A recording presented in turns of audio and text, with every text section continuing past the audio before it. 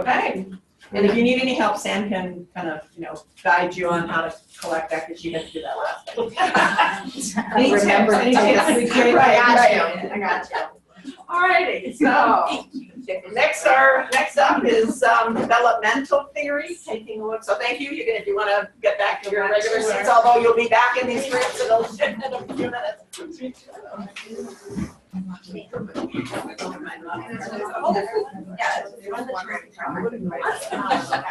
Yes, follow her. I just want to make sure. Straight down. Okay.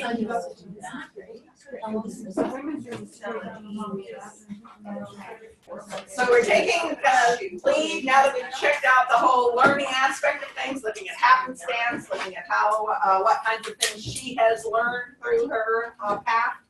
We're going to switch and take a look at Marianne, ultimately, with developmental theory. And the theorist that is primarily attached to this particular theory is Donald Super. And Donald Super came up with the idea that life can be divided into developmental stages and that people progress through those stages. And at the time that he put the theory together, he did attach ages to the stages.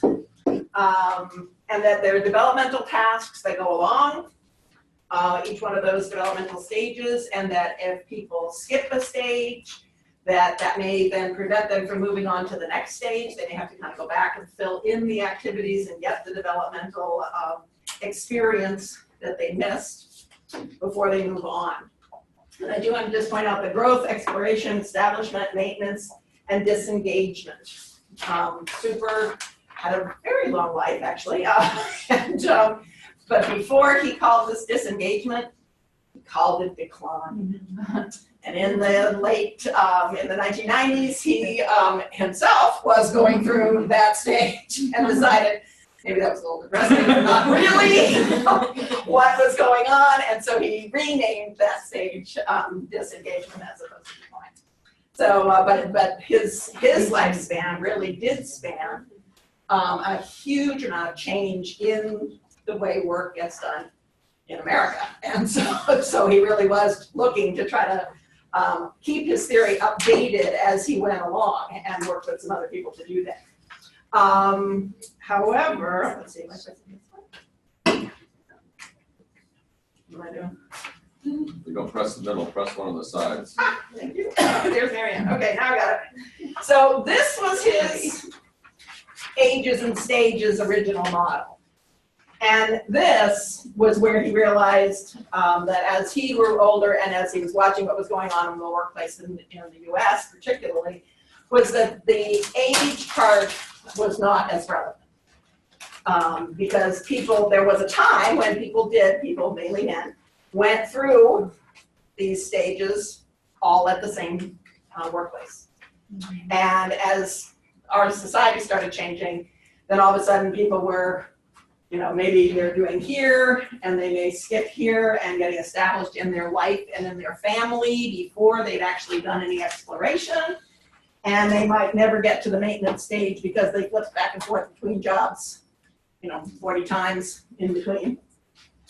But the idea, to me, of, if I sort of ignore that part and look at this part, that generally speaking, developmentally, that is what happens. And that as we get to, if we get to an establishment stage and decide, this really isn't what I want, we're probably going back to the exploration stage to figure out, okay, what am I going to do next? So in terms of, as I say, just not worrying so much about the ages aspect of it, that looking at the actual stages is really still valid and important to think about. And I think a lot about the exploration stage when I think about mill workers in Maine or mill towns in Maine, is that, people grew up, they really didn't explore because there was this gold mine right there. Went to work at the mill, missed that whole exploration stage, mill closes down, I don't know what else to do. So then they're back in an exploration stage. But maybe at this level of their job development, that they're maintaining, have this job for years and years and years and years and years, and that's really hard to go back to say, okay, I don't even know what to do. So those are some of the things that for me, I've used in my own work, is trying to figure out, has somebody missed a stage? And it's often that exploration stage. You just don't know what else might be out there, or what else might be good for them. I might point out that I agree that the ages, I think, is old school, but I think about myself as a guidance counselor.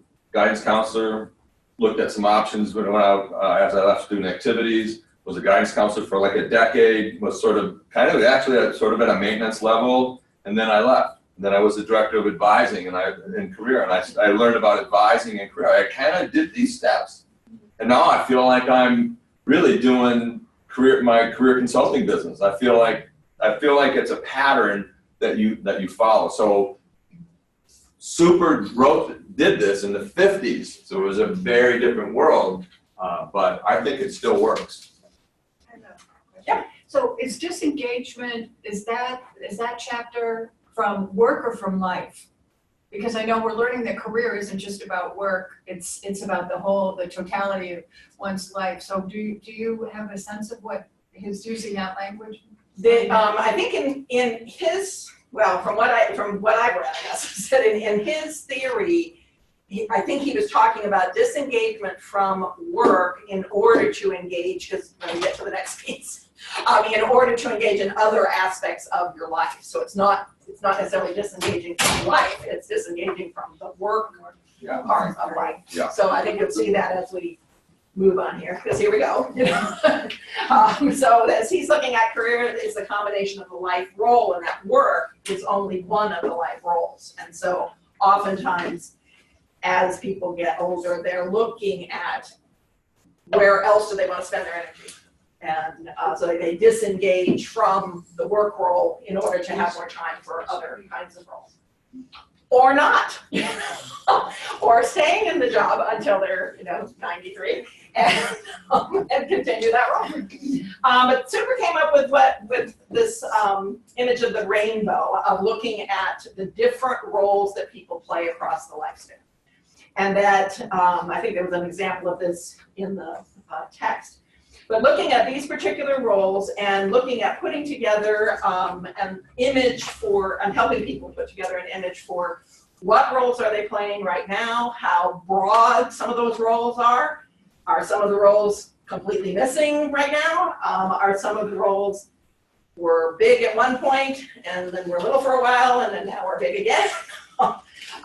So as one looking at son and daughter, student, worker, spouse, homemaker, parent, leisurite. I've had some folks that I've used this with, and they say, what's leisurite? And I explain, well, that's the kind of things that you do to relax and all this kind of stuff. And they go, I don't have the time for that. It's not there.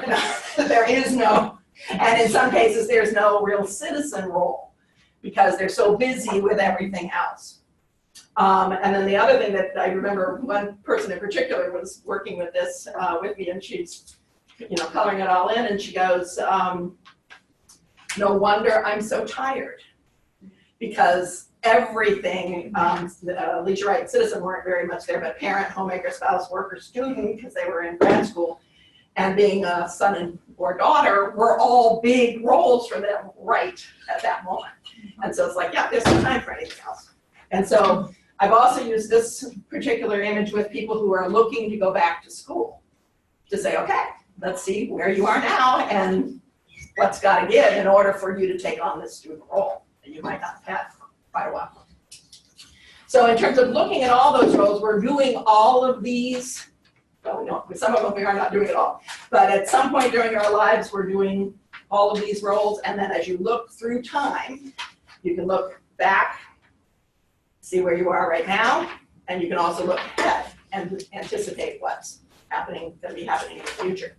So for some folks that I've worked with, their parent role is really intense, but their kids will be starting school, and at least their parent role won't be 24 hours a day. That part of that day their parent role is there, but part of that day the children will be in school. So they have a little room to do something else, to pick up a new role. So the colors this is just the graphic, but the colors can be, when I've worked with people, I've sometimes had them do this in crayon or marker so that they can actually choose colors for how they feel about the role. They can make the color really intense, or maybe it's just a little light color.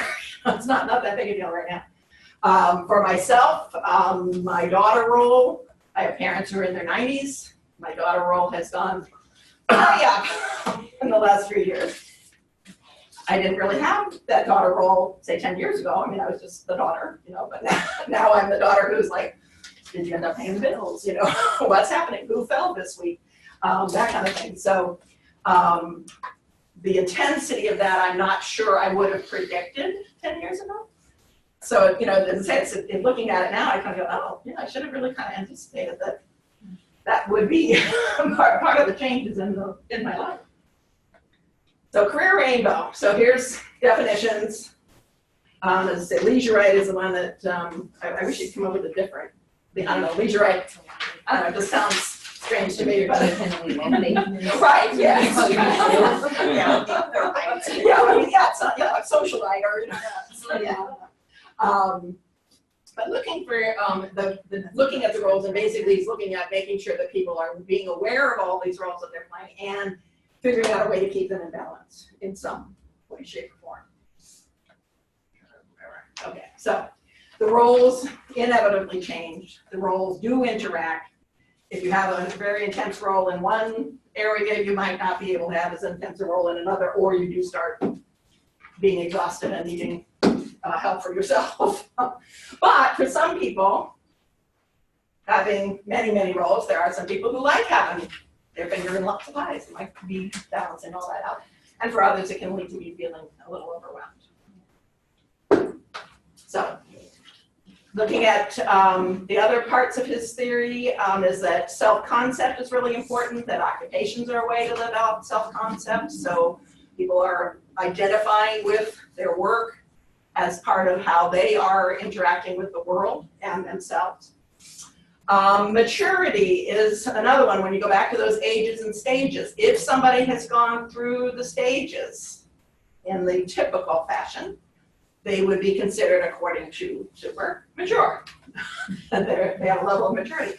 If they're missing something, they may be immature and needing some interventions to help out with that. And he also did a fair amount of stuff related to values. One of the things that, whoops, let me go back one. One of the things that as I look at Super, because he and Holland were sort of the old boys of the career theory world, is that he really did do a lot with changing his theory and trying to add more aspects into the theory as his thought went on, as he went on through his life. So looking at values, starting to look at the self-concept and how all the roles interact. He really was, I think, was moving toward sort of a more holistic looking picture of life the way it is for us right now.